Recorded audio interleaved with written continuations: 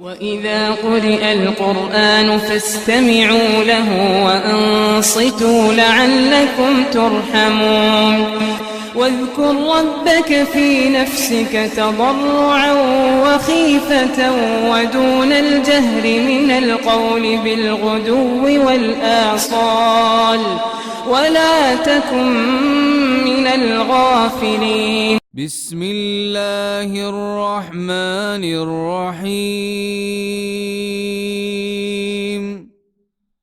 قل يا أيها الكافرون لا أعبد ما تعبدون ولا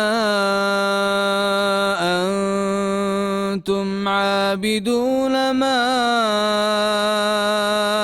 أعبد ولا أنا عابد ما عبدتم ولا أنتم عابدون ما أعبد لكم دينكم ولي دين.